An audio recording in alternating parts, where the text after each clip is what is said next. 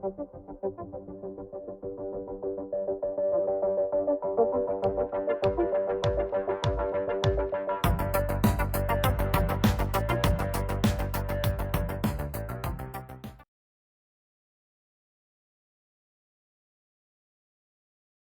the other regenerative Rankine that we want to look at is the regenerative Rankine with the closed feedwater heater.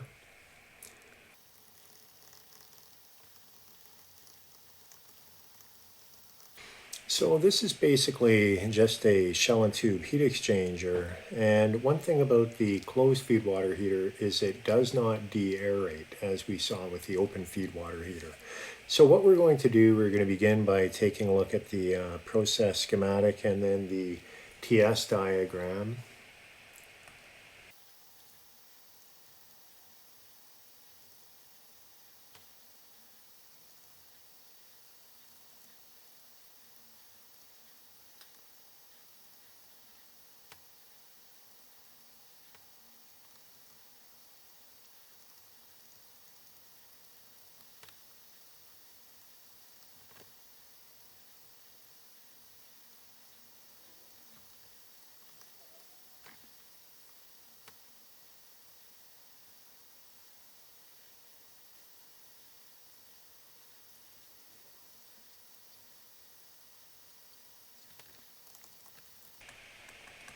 So there we have the closed feedwater heater, regenerative Rankine. It's getting a little messy, but just like we did with the open feedwater heater where we strip steam off, and so what we're doing is we're taking steam off at a given mass fraction, and we then take that and we don't mix it together, but we send it through this device here, which is our closed feedwater heater. And it's essentially, like I said, a shell and tube heat exchanger. We have the one fluid stream coming through and not mixing with the other one, but they interact across an interface and consequently transfer thermal energy. So with that, the steam that is being stripped off on our TS diagram is at state 7. It comes down to state 3, and in the process, it's giving up thermal energy, enabling the fluid at state 2, which is right here, to move up to state 9. So the fluid moves up a little bit to state 9 as a result of going through our feedwater heater.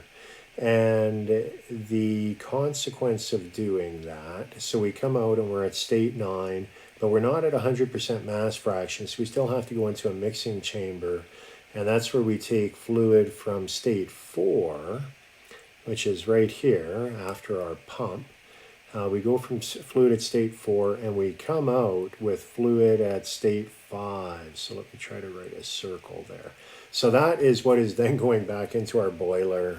It's a little complex and convoluted, especially as you get into the tightly packed part of the TS diagram there. But again, same sort of principle as before in terms of looking at mass fractions. So what we will do is, the next thing we'll do is we'll take a look at the equations that you would be using for the feedwater heater if you have a closed feedwater heater.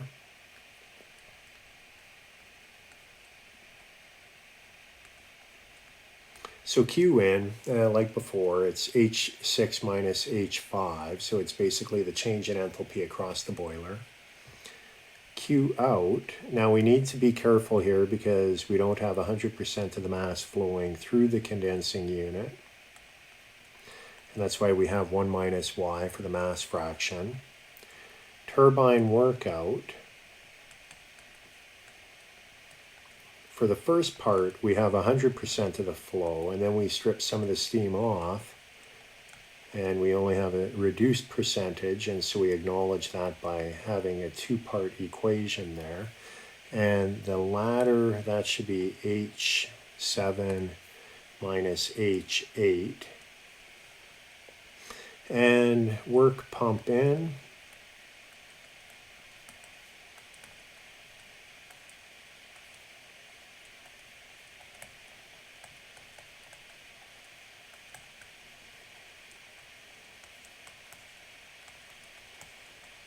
So let's take a look at our schematic here. We have two pumps, pump there, pump one, pump two.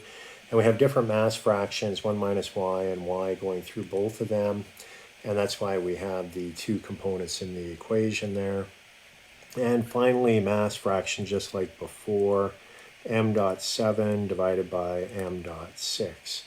So those are some of the equations that you have to apply when you're looking at the closed feed water heater. The next thing that we'll do, we'll take a look at applying the first law to the closed feed water heater and see where that takes us.